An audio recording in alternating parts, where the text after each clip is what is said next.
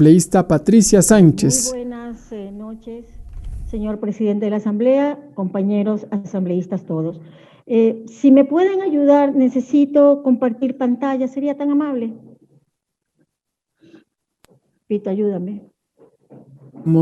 La asambleísta Patricia Sánchez ha solicitado que se habilite la posibilidad para compartir pantalla y poder observar algunas láminas que ha preparado para este primer debate del proyecto de ley orgánica de vivienda de interés social. Con la participación de la asambleísta Patricia Sánchez, se trataría de la intervención número 15. Asesores y con algunos miembros de colectivos por el derecho a la vivienda, colectivos por el derecho a la ciudad, algunas organizaciones barriales de base que están trabajando en el derecho a la vivienda también. Hemos revisado la ley y lo que yo voy a hacer es una reflexión muy general en torno a la misma que nos va a permitir avanzar en el procesamiento de esta ley. Nosotros comenzamos revisando lo que es la política de vivienda actual. Y la política de vivienda actual se redefinió en 1992. Radicalmente cambió. En 1992 el asambleísta Almeida nos hacía recuerdos de los últimos programas de vivienda que se construyeron con la antigua política de vivienda que estaba regulada por el Estado y donde el Estado era el que construía y producía la vivienda. En 1992 cambia la política habitacional en el Ecuador y fundamentalmente cambia el rol del Estado en la producción de vivienda. De productora, define un nuevo rol como ejecutora y facilitadora de la actividad privada, que es la nueva encargada a partir de ese año de producir la vivienda. Entonces, la demanda busca la empresa privada constructora satisfacer sus necesidades de vivienda.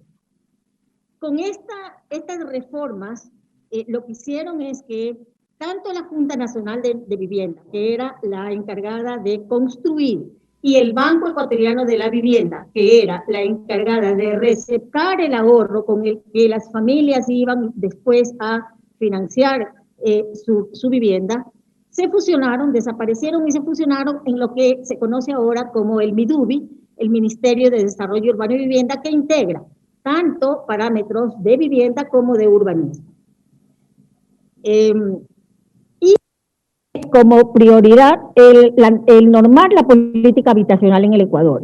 Para esto genera el sistema de incentivo de la vivienda, que es el que a través de el popular A, B y C es el que entre estos tres componentes finalmente las familias tienen acceso a la vivienda. Es muy importante desagregar estos componentes. El A es el ahorro que la familia tiene que hacer para acceder a una vivienda.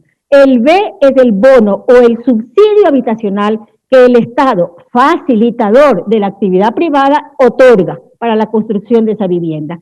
Y el C es el crédito a las que las familias acceden para completar el valor de la vivienda. Vivienda es el concepto que estamos aquí definiendo como vivienda del el valor final de la vivienda. Tanto ahorro como crédito definen la capacidad de acceso a la vivienda social en el país con esta política. ¿Cuáles fueron los efectos directos de esta política? Creció el déficit habitacional. Se agravaron las condiciones de hacinamiento de las viviendas. Bajó la calidad de la construcción de la vivienda. Creció la ausencia de servicios básicos residenciales. Porque esta política de vivienda solo llegó y solo está llegando, porque en los actuales momentos es la que tenemos, solo está llegando a los estratos solventes de la sociedad, comprendidos entre el quintil 3 y 4. Los estratos insolventes quedaron totalmente excluidos de la política pública. Nos referimos al estrato del quintil 1 y 2. ¿Y qué hizo esta familia? Porque todas las familias tenemos que tener un techo en el cual vivir. ¿Qué hicieron estas familias? Se fueron a acrecentar los asentamientos informales en los cordones de asentamientos informales que rodean a todas las ciudades en el Ecuador. Más en las ciudades más grandes, menos en las ciudades más pequeñas, pero ninguna ciudad del Ecuador está exenta de tener asentamientos urbanos informales producto de familias que no acceden a una vivienda a través de una política pública.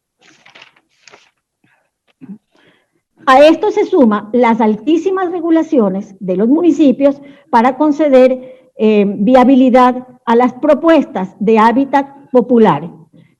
Se suman, son dos condiciones básicas.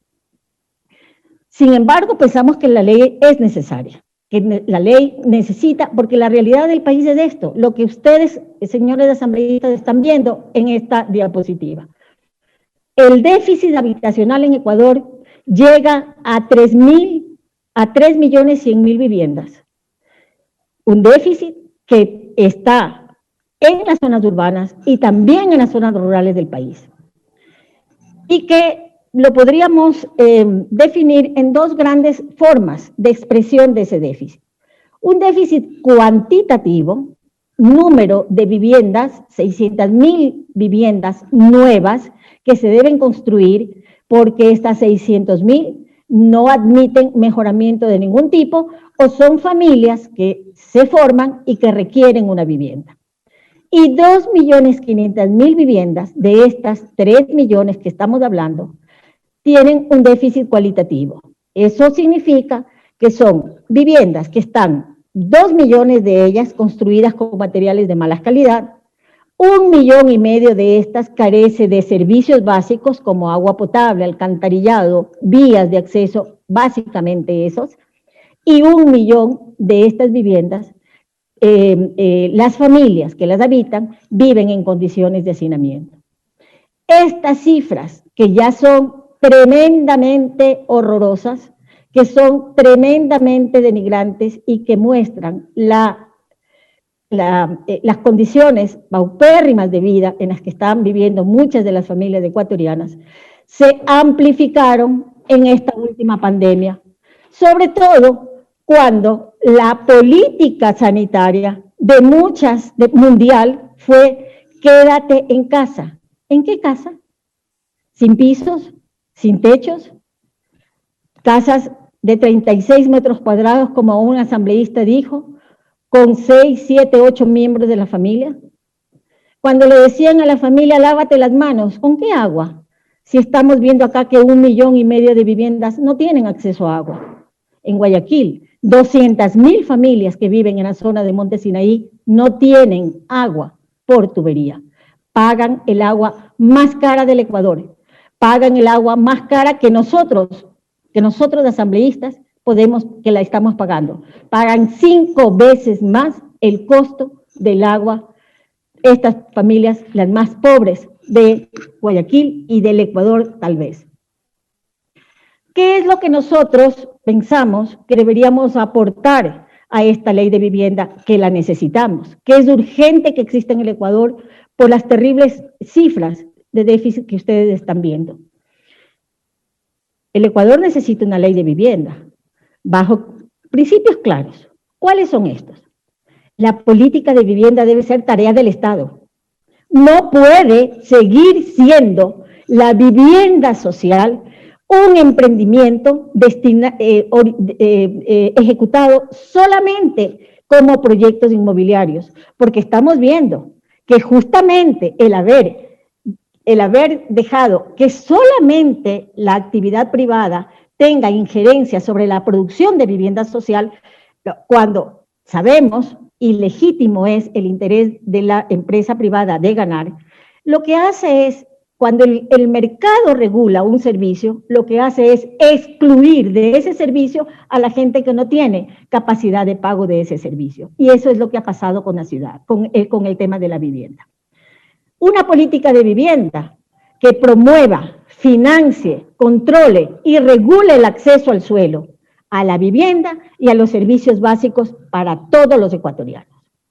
La ley debe ser garante del derecho a la vivienda digna, reconocido en el artículo 30 de la Constitución del Estado. La vivienda no solamente es un derecho constitucional, la vivienda es la madre de los derechos, decimos quienes estamos defendiendo el derecho. Tiene un minuto, por favor. La vivienda es un paraguas debajo del cual se desarrolla la vida de la familia, garantiza el derecho a la ciudad, a la educación, al trabajo. Y si no, ¿dónde está la gente viviendo en pandemia ahora? ¿Dónde está estudiando y dónde está trabajando? Si no, en sus viviendas. El Estado y el mercado deben convivir en el objetivo de facilitar el acceso a la vivienda a los ecuatorianos. El Estado debe garantizar el acceso a la vivienda para los más pobres y el mercado debe atender a la población solvente.